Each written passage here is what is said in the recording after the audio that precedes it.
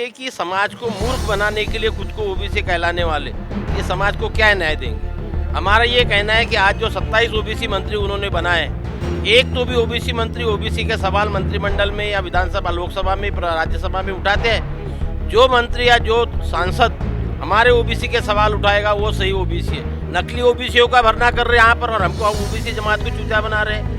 इतने साल से हम रोज चिल्ला रहे हैं कि हमारे ओबीसी की जनगणना करो, सेंसस करो, जात न्याय सेंसस करो। ये ओबीसी पे कितना बड़ा षड्यंत्र। क्या वो 27 ओबीसी मंत्री को चाटना है क्या?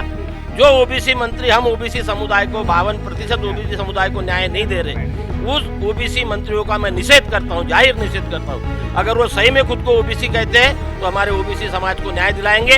तो वो पिछड़े वर्गों का हिस्सा खाएंगे तो उजागर हो जाएंगे, लूटते हुए और खाते हुए पकड़े जाएंगे। तो वो पकड़े ना जाएं इसलिए जाति जनगणना नहीं करा रहे हैं। 50% आबादी वाले को हक अधिकार पर हमला बंद करिए, और नहीं, देश सशक्त तभी हो सकता है देश के 50% आबादी के लोग जब मजबूत होंगे।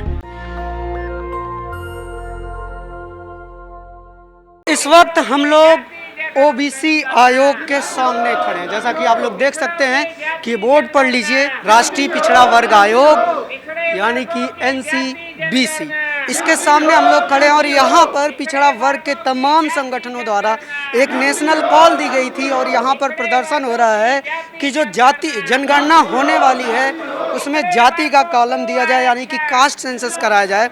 उसके साथ ही नीट में ओबीसी का आरक्षण बहाल किया जाए। मोदी सरकार लगातार ऐसे फैसले ले रही है जो ओबीसी समाज को रास नहीं आ रहे हैं। हालांकि मोदी सरकार ने 27 ओबीसी को मंत्री बनाया है, लेकिन इसके बाद भी ओबीसी समुदाय के बहुत सारे लोगों के हकों और अधिकारों की हकमारी लगातार जारी है। आज उसी को लेकर यहाँ पर प्रदर्शन हो रहा है। इससे पहले भीम आर्मी यहाँ पर प्रदर्शन कर चुकी है। सोशल मीडिया पर लगातार आवाज़ उठाई जा रही है नीट को लेकर और कास्ट सेंसस को लेकर। इन सारी आवाज़ों को हम आप तक पहुँचा रहे हैं। हम बात कर रहे हैं लोगों से कि मामला क्या है। सर, क्या मामला है पूरा? मामला है कि पूरे देश में नीट के माध्यम से जो एग्ज़ाम हो रहे हैं, एससी, एसटी और अगड़ी जातियों को आरक्षण तो मिल रहे हैं, लेकिन 50% आबादी वाले ओबीसी समुदाय को आरक्षण नहीं मिल रहे हैं। और साथ में सरकार ने वादा किया था कि हम देश में जातीय जनगणना कराएंगे और सरकार मुकर रही है। इसके विरोध में हम लोग यहाँ पे आए हैं और राष्ट्रीय पिछड़ा वर्ग आयोग का जो है घेराव कर रहे हैं। सरकार से मांग कर रहे हैं कि आप 50% आबादी वाले को हक अधिकार पर हमला बंद करिए, और नहीं, देश सशक्त तभी हो सकता है देश के 50% आबादी के लोग जब मजबूत होंगे। तो मैं यही मांग करता हूं माननीय राष्ट्रीय पिछड़ा वर्ग आयोग के अध्यक्ष के माध्यम से कि माननीय प्रधानमंत्री के यहाँ ये गुहार लगाएं कि ये जो है, जो वर्षों से आज़ादी के बाद से जो इनके हक अधिकार जो लूटी जा रही है, वो हक अधिकार जो है लूटना बंद हो और इनके कार्यकाल में पिछड़ों को ये हक प्राप्त हो जाए। जी जी जी, हमारे साथ सर एक बार अपना परिचय बता दीजिए। जी, आज हम पूरा भारत से, हर राष्ट्र से, कोने कोने से जो नेशनल सोशल ऑर्गेनाइजेशंस और स्टेट लेवल सोशल ऑर्गेनाइजेशंस ने कल एपी भवन में इसके ऊपर जो 9 मुद्दे हैं, 9 मुद्दे में एक पहला मुद्दा है ये जातीय जनगणना करना है। जातीय जनगणना हम करता बोल के ये सरकार ने वायदा दिया पहले, राजनाथ सिंह जब वो मंत्री थे, फिर बाद में फिर उसको फिर अपने समीक्षा करके वो वापस ले लिया है। उस वास्ते जाति जनगणना के बगैर कोई भी पिछड़े 54 अपने पिछड़े वर्गों का न्याय नहीं मिल सकता ये देश में। जो अपने एजुकेशन में, एम्प्लॉयमेंट में, जो पॉलिटिकल में, एग्जीक्यूटिव में, लेजिस्लेशन में कहीं भी अपने अन्याय हो रहा, उस वास्ते जाति जनगणना जरूरी है। अपने सुप्रीम कोर्ट में बोल रहा जाति जनगणना के बगैर लोकल बॉडीज़ में इलेक्शंस में अपने को रिजर्वेशन नहीं दे सकता है, कोई भी अपने रिजर्वेशंस का कायम नहीं कर सकते हैं। और सरकार ने बोलता हमारी रीति रिवाज जाति जनगणना करने का नहीं है, मगर ये आर्टिकल 240 बोलता और संविधान के कहीं अपने सेक्शंस बोलता है, आर्टिकल्स बोलता है जाति जनगणना जरूरी है। जाति जनगणना 7 बार करवा है ब्रिटिश सरकार ने, 7 बार कराए बाद 31-41 भी करा, वो पब्लिश था हुआ, क्यों अपने जाति जनगणना कर रहा? इसका क्या रीति रिवाज है? ये तो पूरा अपने बीसी के ऊपर एक गद्दारी है, वो अन्याय है, ये अपने ये बीसी राइट्स के ऊपर आक्रमण है। उस वास्ते वो जाति जनगणना करना। और दूसरा नीट, जो सरकारों का हिस्सा था नीट में 50% ओबीसी को देने का, अपने वो नीट में जो SC ST 10% सवर्णों को दे रहा, मगर ये 27% नीट में नहीं दे रहा, जो सेंट्रल इंस्टीट्यूशन में स्टेट इंस्टीट्यूशन में दे रहा, जो 50% स्टेट का हक ले लेके हाँ उसका हिस्सा वो सवर्णों ने खा रहा है उन्हें। जो भी हर जन ये भारत में हर फील्ड में जो बैकवर्ड क्लासेस का हिस्सा वो लोग लूट के छीन के इसका हिस्सा वो लोग खा रहा है। ये बहुत अपने सीरियस मामला है। और दूसरा ये एजुकेशन, अपने एम्प्लॉयमेंट, राजनीति, जुडिशरी और पंचायत बोर्ड मेंबर से पार्लियामेंट तक, इवन छोटी सी मजिस्ट्रेट से सुप्रीम कोर्ट तक। क्या साजिश है इसके पीछे की सरकार कास्ट सेंसस नहीं कराना चाह रही है? मुझे तो ये लग रहा है कि जो सत्ता पर काबिज लोग हैं उनकी मंशा ओबीसी समाज के प्रति अच्छी नहीं लग रही। मैसेज तो यही जा रहा है। और जब तक ये लोग जो काबिज हैं सत्ता के ऊपर, अगर वो हमें न्याय देना चाहते हैं तो सेंसस होना चाहिए संविधान के मुताबिक, जिसकी जितनी 27 मंत्री तो सरकार ने दे दिया और उसने कहा कि इसके जरिए उन्होंने सामाजिक न्याय सुनिश्चित कर दिया। 27 मंत्री को दे दिया बैकवर्ड क्लासेस को बेवकूफ़ बनाने के वास्ते। जो करता नहीं वो काली दिखाने के वास्ते वो कर रहा है। अपने जज साहब अपने जज साहब आप बताइए कि ये सरकार की ये मतलब क्या नीति है इसके पीछे कि वो कास्ट सेंसस नहीं कराया जाता? क्योंकि हमने देखा कि जब ओबीसी आरक्षण का मध्य प्रदेश में मामला गया तो उन्होंने कहा, छत्तीसगढ़ में, कि डेटा नहीं हमारे पास इसलिए हम रिजर्वेशन नहीं बढ़ा सकते 14% से। लेकिन जब डेटा लाने की बात हो रही, आंकड़े जुटाने की बात हो रही, तो उस पर सुप्रीम कोर्ट कुछ खास कार्रवाई नहीं कर रहा, कोई अहम फैसला नहीं दे रहा या सरकार पे दबाव नहीं बना रहा है। देखिए, ये सब सरकार की ड्यूटी है कि वो जातिगत जनगणना कराए। जब आरक्षण से संबंधित हर मामले में सोशल डेटा की बात की जाती है कि बिना सोशल डेटा के निश्चित नहीं किया जा सकता है कि कितनी आबादी किस वर्ग की है, किस कैटेगरी की है, तो उसको पूरा करने के लिए जातिगत जनगणना आवश्यक है। जब तक जातिगत जनगणना नहीं होगी तब तक हम समझते हैं कि ये इसी तरह से उलझाए रखेंगे हमारे आरक्षण को। और जो 27% आरक्षण है, जो 52% जनता को 52% मिलना चाहिए था, जिसमें 27% मिल रहा है, वो 27% भी इस आधार पर रोक दिया जाता है कि डाटा हमारे पास नहीं है। मध्य प्रदेश और छत्तीसगढ़ में 14% आरक्षण दिया। वो 50% की जो सीमा सुप्रीम कोर्ट ने लगा रखी है वो उस वजह से है, जबकि उसका कोई संवैधानिक आधार नहीं है। क्योंकि संविधान में कहीं पर भी 50% की कैपिंग का कोई प्राविधान नहीं है। इसलिए उस पर भी हमारा आंदोलन होगा कि 50% आरक्षण का जो ये रोक लगाई गई है इसको हटाया जाए। और सरकार चाहे तो उस पर अधिनियम लाकर उसको कर सकती है, लेकिन सरकार की मंशा पिछड़ों को आरक्षण देने की नहीं है। परिचय बोल रहा था, मैं justice Eshwaraiah, farmer chairman national commission for backward classes, farmer chief justice था, और जस्टिस वीरेंद्र सिंह जी, और अपने दादो। हाँ, तो मैं ये कह रहा था, मेरा सवाल ये था कि जैसे EWS आरक्षण को किस डेटा के आधार पर सब जगह दिया गया, ओबीसी वाले में डेटा का हवाला क्यों दे रहा है? देखिए, मंडल कमीशन रिपोर्ट में ये भी स्पष्ट है कि पिछड़े वर्गों की आबादी 52.5% है, तो 27% आरक्षण दिया है, यानी 25.5% की अपने आप में डकैती है। तो हमारा पिछड़े वर्गों का हिस्सा उच्च जाति के लोग खा रहे हैं, हड़प रहे हैं। तो भाई शेड्यूल कास्ट, शेड्यूल ट्राइब का उनकी आबादी के हिसाब से तो हिस्सा दे दिया गया है, परंतु पिछड़े वर्गों की अगर गिनती आ जाती है तो वो पिछड़े वर्गों का हिस्सा खाएंगे तो उजागर हो जाएंगे, लूटते हुए और खाते हुए पकड़े जाएंगे। तो वो पकड़े ना जाए इसलिए जाति जनगणना नहीं करा रहे हैं। तो हम लोगों ने पूरे देश भर का जनमानस आंदोलित है और जनमानस की ये मांग है कि भारतीय जनगणना जो सर्वेक्षक है वो पिछड़े वर्गों की जाति आधारित जनगणना कराए, तो और सच को उजागर आने दें। हमारी बात है कि जिसकी जितनी संख्या भारी उसकी उतनी हिस्सेदारी।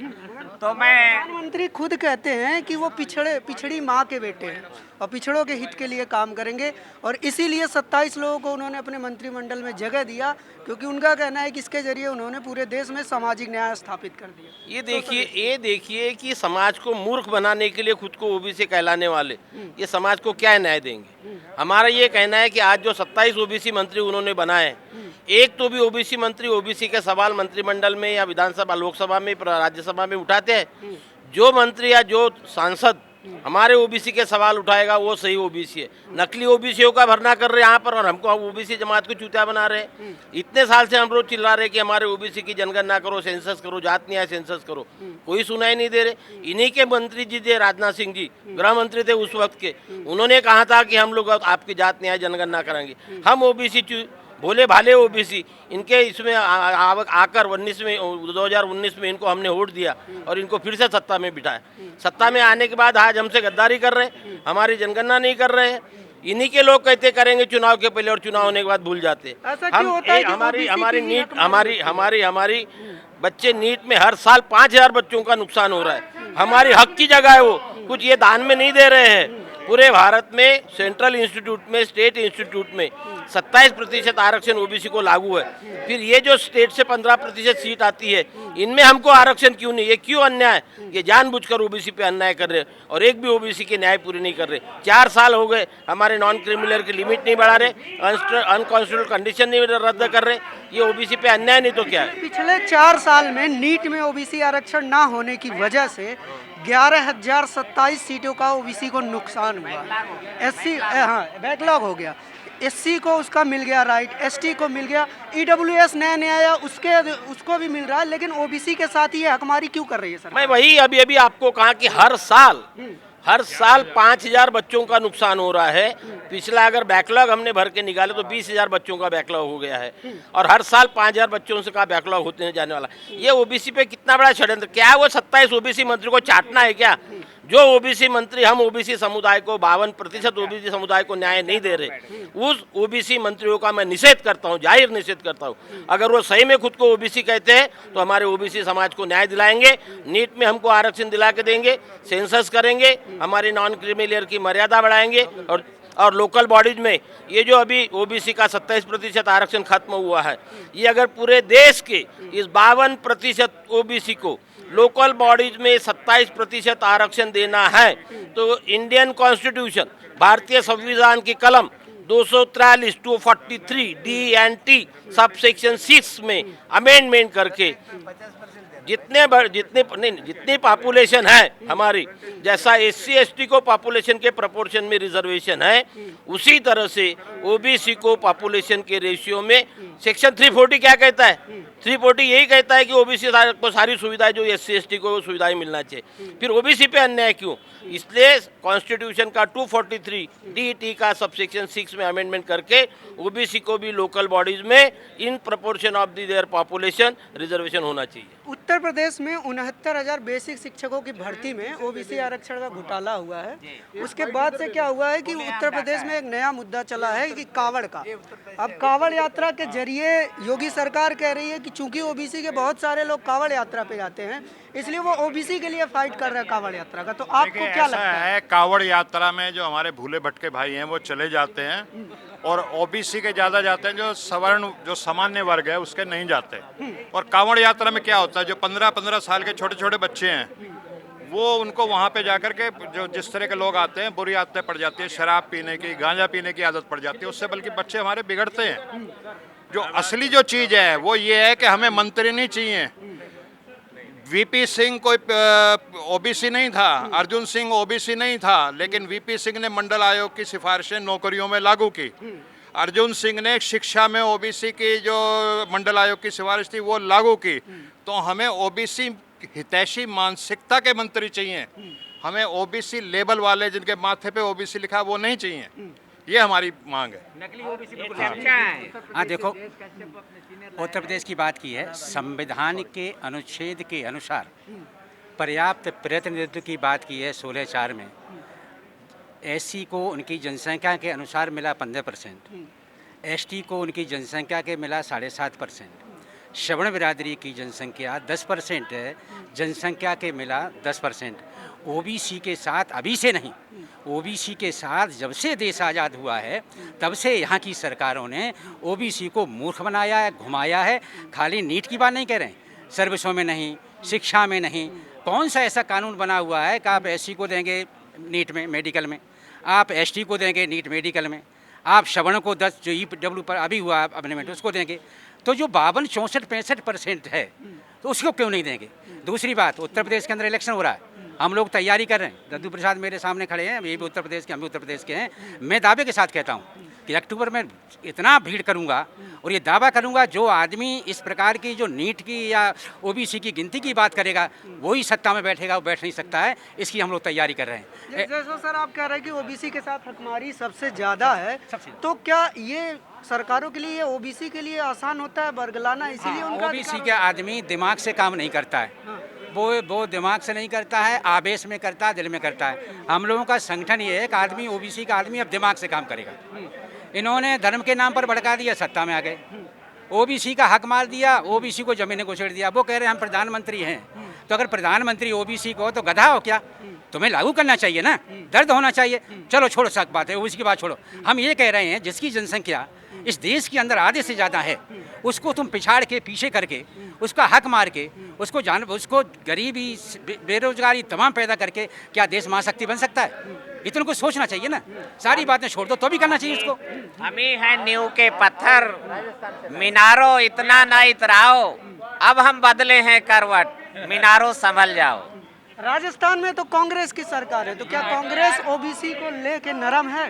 वहाँ जो ओबीसी के आदमी हैं वो दोनों पार्टियों के तोते हैं, उनका मुंह बांध रखा है, उनकी कोई घर का नहीं मानता। इसलिए हमें नकली ओबीसी को कतई पसंद नहीं करेंगे। ये जो सरकारें चालें चल रही हैं ना, इनकी सारी चालों को फेल कर देंगे। अब की बार जो हमारी बात करेगा वही सत्ता में आएगा, और जो हमारे मुद्दे को टॉप नंबर पे लेगा जो पार्टी, उसी को हम वोट देंगे। वरना ये 50% आबादी कुछ भी कर सकती है, और हम रोड पर उतरने के लिए राजस्थान से हैं, गुजरात से हैं, गुजरात से आप आए हुए हैं। गुजरात में क्या स्थिति है ओबीसी की? गुजरात में जो ओबीसी का आरक्षण है उसका सही तरीके से इम्प्लीमेशन नहीं हो रहा है। सबसे ज़्यादा आरक्षण के खिलाफ आंदोलन गुजरात में हुए माधव सिंह सोलंकी के समय से, 85 के 80 से ऐसे तो हुआ था। तो हम लोग इन लोगों के सामने संघर्ष कर रहे हैं, हाईकोर्ट में पिटीशन भी कर रहे हैं। ये हमारी जो राष्ट्रीय मांगे हैं उसमें हम ऐश्वर्या साहब और यादव साहब के नेतृत्व में हम उनको सहयोग करते हैं। गुजरात में हमारी एक बड़ा सवाल है सर, प्रधानमंत्री गुजरात से भी हैं, प्रधानमंत्री ओबीसी भी हैं, तो जो गुजरात के ओबीसी हैं, क्या वो अगर प्रधानमंत्री से अप्रोच करें, ऐसा कहते हैं वो? नहीं, मैं जानता हूँ उनको। प्रधानमंत्री ओबीसी है, पर वो ब्राह्मणों का मानस पुत्र है, क्योंकि इनका उच्छेर आरएसएस के ब्राह्मणों के माध्यम से हुआ है। तो उनका माइंड है ना, ये उन लोगों जैसा है, नहीं तो ऐसा होता ही नहीं ना। आज देश में सारे राज्यों में ओबीसी के जो भर्ती में है वो धोखाधड़ी होती है। तो हम अब ये कैंपेन चलाने वाले हैं कि ये जाति जनगणना और नीट में, और जाति जनगणना में तो हमारे साथ गद्दारी हुई, हमारे ओबीसी समाज के साथ गद्दारी हुई, क्योंकि संसद में बीजेपी सरकार ने वादा किया था कि हम जाति जनगणना करेंगे, अब नहीं करने का ऐलान कर दिया है। तो इसका मतलब ये हुआ कि हमारे साथ, समाज के साथ धोखा किया है, विश्वासघात किया है और दगा किया है। एक सवाल सर आप सब लोगों से है, कोई भी अगर जवाब देना चाहे, एक सवाल। हाँ, इसका उपाय हमने ढूंढा है, अब हमारे पास कोई रास्ता नहीं है। हम सरकार के खिलाफ जनमत तैयार करेंगे और हमारे समाज के लोगों को बताएंगे कि ऐसे गद्दारों को वोट मत देना। हमारे पास एक ही विकल्प है, जहाँ जहाँ चुनाव होगी वहाँ हम ऐलान करेंगे कि ये ओबीसी समाज के दुश्मन है, ओबीसी के समाज के गद्दार है, इसके डॉक्यूमेंट्स है हमारे पास, इनको वोट मत दो। एक सर सवाल आप सब लोगों से जो भी जवाब देना चाहे दे दे।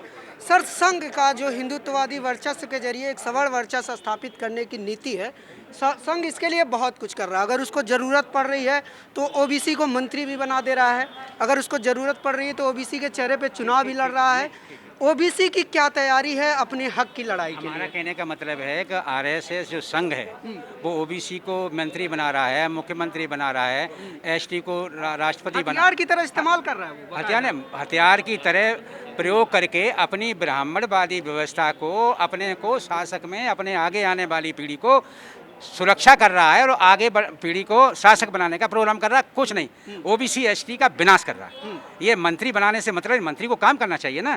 प्रधानमंत्री हमारा, राष्ट्रपति हमारा, 70% ओबीसी के मुख्यमंत्री, कोई भी ब्राह्मण मुख्यमंत्री नहीं। जितना विनाश 7 साल में इस भाजपा सरकार में हुआ है उतना कभी न ओबीसी का हुआ, न आम गरीब आम जनता का हुआ। ये केवल फ्रॉड कर रहे हैं, धर्म के नाम से बलगला करके सत्ता में जा रहे हैं, देश को बर्बाद कर रहे हैं। संघ जो है इतने, हाँ पूरे देश में संघ, एक मिनट, हाँ सुनिए, आप दोनों लोग सुनिए। संघ इतने बड़े लेवल पे प्लानिंग कर रहा है, अगर उसको मुख्यमंत्री बनाना पड़ रहा है किसी ओबीसी को तो बना दे रहा है, सब कुछ कर रहा है। मतलब वो ओबीसी को हथियार की तरह इस्तेमाल कर रहा है। लेकिन ओबीसी के उसावड़वादी वर्चस्व स्थापित करने के लिए संघ वो सारे काम कर रहा है जो उसको समय के साथ करने पड़ रहे हैं। लेकिन ओबीसी अपने अधिकार की लड़ाई लड़ने के लिए क्या कर रहा है, ये बड़ा सवाल है। ओबीसी पूरे देश में लगातार आंदोलन चला रहे हैं और इसका परिणाम सामने दिख रहा है। जो सड़कों पे पहले ओबीसी समुदाय नहीं होते थे, अब सड़क पे हैं अपने हक अधिकार मांगने के लिए। साथ में एक बड़ा अलायंस ये हुआ है, बना है सामाजिक परिवर्तन गठबंधन, और ये पूरे देश के ओबीसी एससी एसटी सभी संगठनों का लीड करने का काम कर रही है। तो आपको और भी परिवर्तन दिखेगा। हम लोग का ही आंदोलन का परिणाम है कि सरकार आज जो 27 मंत्री बनाए हैं, तो ये सामाजिक संगठनों का ही, ओबीसी संगठनों का ही संघर्ष है। इसके कारण से जो है इनको मंत्री बनाना पड़ रहा है, 27 ओबीसी के कहना पड़ रहा है, इनको कहने पड़ रहे हैं ये कि मुख्यमंत्री आपके हैं, आपके राष्ट्रपति हैं, और हमारे हक अधिकार को उनके माध्यम से लूटा जा रहा है। मान्यवर साहब ने कहा था कि ओबीसी एक सोता हुआ हाथी है, तो क्या आपको लगता है कि वो जो सोता हुआ हाथी था वो जाग गया? निश्चित जाग गया है और बहुत अच्छे ढंग से अब चिघाड़ रहा है। वो हाथी अब अपना हक अधिकार को लूटने वालों को रौंदने का काम करेगा। ये जो लोकतांत्रिक प्रक्रिया है, जनमत मत के माध्यम से वो रौंदने का काम करेगा। एक आखिरी सवाल चलते चलते कि ये लड़ाई कब तक चलेगी? ये लड़ाई निश्चित ही आने वाले चुनाव में ये फाइनल हो जाएंगे। लंबी लड़ाई नहीं लड़ने पड़ेगी। मतलब जल्दी ही न्याय मिलने की उम्मीद है? निश्चित ही, जब सड़क पे हमारे लोग आ जाएंगे और आ रहे हैं तो फिर न्याय तो दूर नहीं है, क्योंकि ये कारवां गांव तक अब पहुंच रहा है, और गांव में जब पहुंचेगा तो सरकार की क्या कारण, सरकार का कारण यही है कि वो 27 को मंत्री बनाने पड़े हैं। किस किस प्रदेश के लोग यहाँ पर आए हुए? यहाँ पर देश के सभी प्रदेश हैं, यहाँ पे हैं, चाहे वो तमिलनाडु की बात करें, केरला करें, उत्तर प्रदेश, मध्य प्रदेश, छत्तीसगढ़, चंडीगढ़, पंजाब, हरियाणा, गुजरात, महाराष्ट्र, झारखंड, बिहार, सभी मध्य प्रदेश, सभी स्टेट के यहाँ पर सामाजिक संगठनों का यहाँ समन्वय हुआ था। इसमें सैकड़ों संगठन थे। जहाँ कार्यक्रम हुए थे आंध्रा भवन में, वहाँ पर बैठने की भी जगह नहीं थी, लोग बाहर जाना पड़ा। मतलब चलिए, तो ये बड़ा घेराव हो रहा है ओबीसी की तरफ से, ये एक बड़ा आंदोलन हो रहा है। और जैसा कि आप लोग देख सकते हैं मेरे पीछे ओबीसी आयोग है। दुनिया के और देश के तमाम ओबीसी संगठनों के, स्टेट के संगठनों के प्रतिनिधि यहाँ पर आए हुए थे और वो सारे लोग यहाँ ओबीसी आयोग का घेराव कर रहे थे। देखने वाली बात होगी कि सरकार इस पर क्या प्रतिक्रिया देती है, क्योंकि लगातार पिछले 2 महीनों से कास्ट सेंसस का मुद्दा तो पिछले 6 महीनों से चल रहा है, लगातार संगोष्ठी हो रही है। सड़कों पर इस आंदोलन को उतरने में थोड़ा समय लगा, लेकिन अब ये आंदोलन सड़कों पर उतर रहा है। तो देखने वाली बात होगी कि सरकार कास्ट सेंसस कराती है कि नहीं, नीट में ओबीसी आरक्षण को बहाल करती है कि नहीं। लेकिन ऐसी और बहुत सारी अपडेट के लिए और खबरों के लिए आप जुड़े रहिए हमारे साथ और देखते रहिए नेशनल दस्तक। कैमरामैन आशीष के साथ मैं अनमोल प्रीतम, ओबीसी आयोग, दिल्ली। नेशनल दस्तक की आपसे गुजारिश है कि अगर इसको बचाना चाहते हैं तो नेशनल दस्तक को सब्सक्राइब करने के लिए रेड कलर के सब्सक्राइब बटन को दबाएं, फिर बेल आइकन की घंटी दबाएं। नेशनल दस्तक को बचाने के लिए बहुत ज़रूरी है कि हर खबर को शेयर करें, लाइक करें, कमेंट जरूर करें।